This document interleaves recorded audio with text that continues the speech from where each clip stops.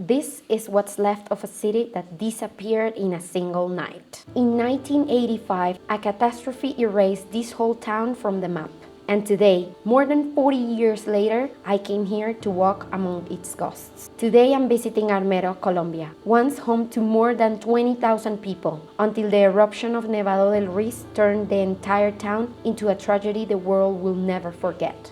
In this video, we're going to walk through what remains 40 years after the tragedy, understand the stories behind it, and see how the people who survived have kept the memory alive. I've spent some days researching the history because this video is not about fear. It's about memory, respect, and learning how to travel responsibly in places marked by tragedy. What you're about to see is not a haunted story. It's a human story, and it deserves to be told carefully. Welcome everyone, I'm Val, a Colombian traveling the world, and in this trip, let's explore what's left of Armero.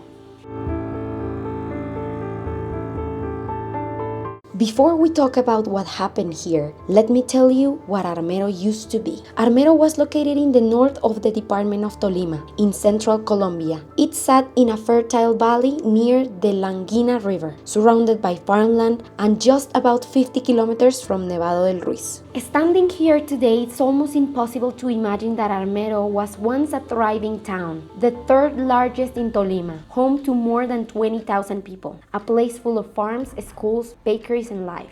People call it La Ciudad Blanca, which translates to the White City, because of its bright colonial-style buildings. Most of what you see now is vegetation, foundations, and silence.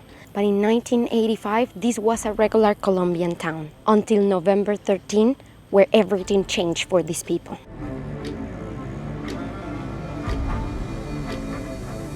To understand what happened here, we need to go back a few months before the tragedy.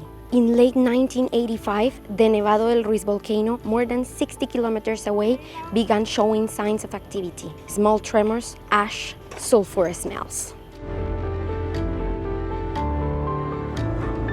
But here is something many people don't know. Armero had actually been destroyed before by this same volcano twice.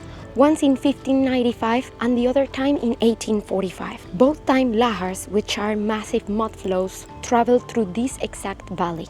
Thanks to that pattern, scientists warned that if the volcano erupted again, the rivers around Armero could carry another deadly mud flow straight into the town. On November 13, 1985, around 9 p.m., Nevado del Ruiz erupted. Not a massive explosion, but just enough heat to melt more than 10% of its glacier. That glacier melt turned into 4 lahars, rivers of mud, rocks, and debris, all of it traveling at 60 kilometers per hour. The first wave hit nearby villages, but the largest lahar reached Armero around 11:30 p.m., when most residents were asleep.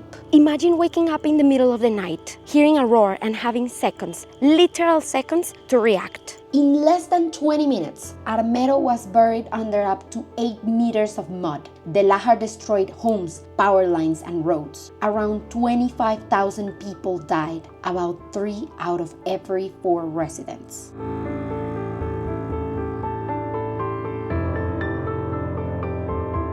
This one became one of the deadliest volcanic disasters in the history of the world, and the deadliest in Colombian history.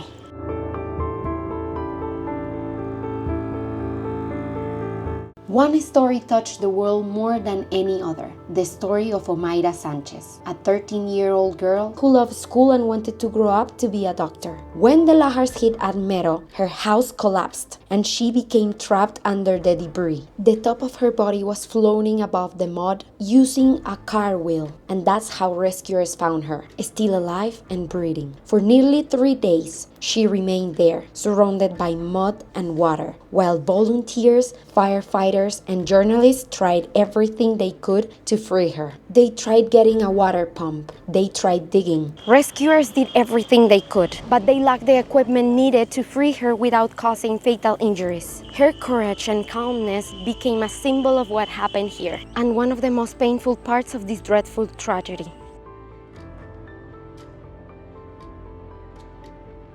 Her final moments, which were broadcast globally, sparked debates about disaster preparedness, government response, and the need for better rescue infrastructure. But what's important here to remember is that Omaira was one of thousands. Each family lost someone.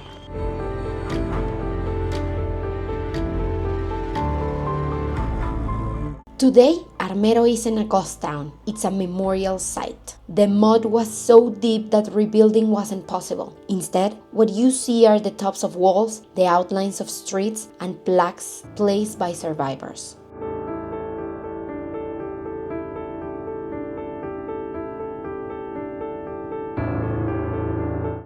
You can imagine this is the top of the church. You'll find locals that often come here to tell their stories.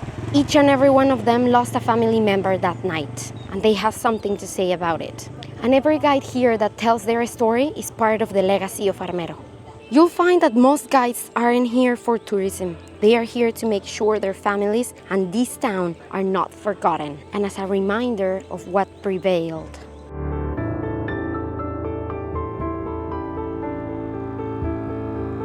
One of the most painful truths is that this tragedy could have been smaller. Scientists had maps predicting exactly where the lahars would go. Evacuation plans were drafted, but never implemented. All the warnings from the scientists were ignored, so communication failed. And people went to sleep that night believing they would wake up like any regular day. Armero became a case study in disaster management worldwide, a reminder of the cost of inaction. Even though the physical town no longer exists, Armero's memory is alive. Survivors form associations, families return every year, and young generations come to understand what happened here.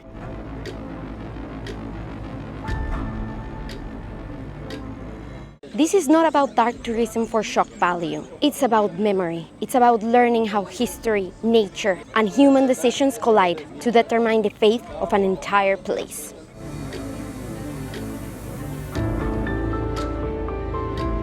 When locals are telling the story, they tell the story of the aftermath as well. How sensationalist people just disrespected the entire tragedy. Tombs were stolen, corpses were disrespected, even satanic rituals happened in the place.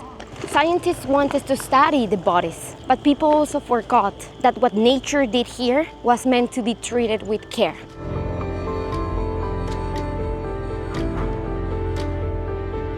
Walking through Armero, you feel the weight of what happened, but also the strength of the people who lived here. This place is a reminder of how fragile life can be, but also that we need to learn from our past mistakes.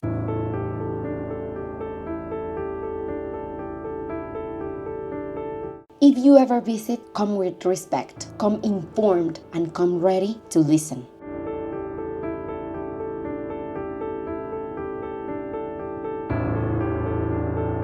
Thank you for joining me on this first episode of my Dark Tourism series. If you want to see more places that hold powerful stories and how to visit them responsibly, don't forget to subscribe. And let me know in the comments which place you want me to visit next. Thank you so much for watching this video, and I will see you all on the next trip.